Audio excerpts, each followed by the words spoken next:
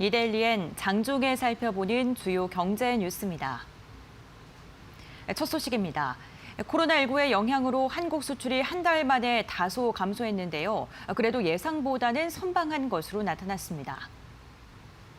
산업통상자원부는 3월 수출이 지난해 같은 달보다 0.2% 감소한 469억 1천만 달러로 집계됐다고 밝혔습니다. 수입은 0.3% 줄어든 418억 7천만 달러, 무역 수지는 50억 4천만 달러 흑자로 98개월 연속 흑자를 기록했습니다. 수출 단가는 하락했지만 수출 물량은 17개월 만에 가장 큰 13%가 늘어나면서 2달 연속 상승세를 이어갔습니다. 하루 평균 수출은 하락세를 이어갔지만 감소폭은 완화됐습니다. 산업부는 코로나19가 주력 시장에 미치는 영향은 현재까지 제한적이라고 평가했습니다. 정부가 오는 8월까지 6개월간 면세점 등 공항에 입점한 대기업과 중견기업 임대료를 20% 감면합니다.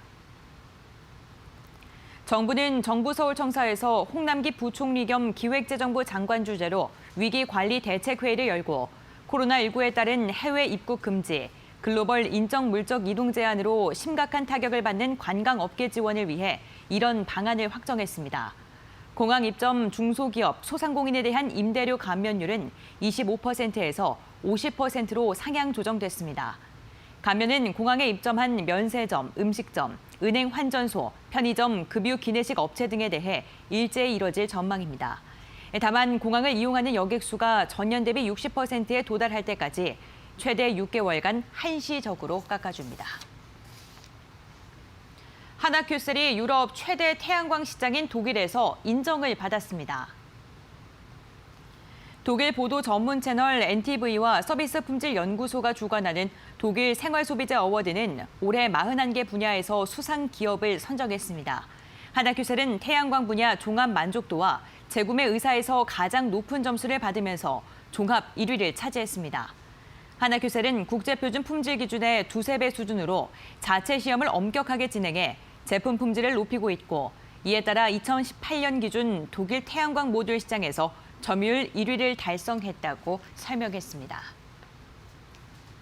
삼성전자와 LG전자가 미국 환경청이 주관하는 2020 에너지스타상에서 최고상을 받았습니다. 에너지스타상은 미국 정부가 환경 에너지 분야 기업과 단체 2만 곳을 대상으로 에너지스타 인증 활용과 대외 홍보, 마케팅 우수 활동 등을 평가해 수여합니다. 삼성전자는 에너지스타 인증 모델 가운데 절감 효과가 가장 뛰어난 제품에 주는 에너지스타 최고 효율 등급을 지속 확대한 공로 등을 인정받았습니다. 지난해 33개 모델이 최고효율 등급을 받은 바 있습니다. LG전자도 에너지스타 인증 제품 확대와 에너지 절약 캠페인 전개 등에 따라 최고상인 지속 가능 최우수상을 수상했습니다. 지난해 LG전자가 북미 시장에 판매한 에너지스타 인증 제품 규모는 2조 4천억 원 이상이라고 회사 측은 설명했습니다. 서울시와 현대차가 수소 전기차 보급 확대를 위해 협력을 강화하기로 했습니다.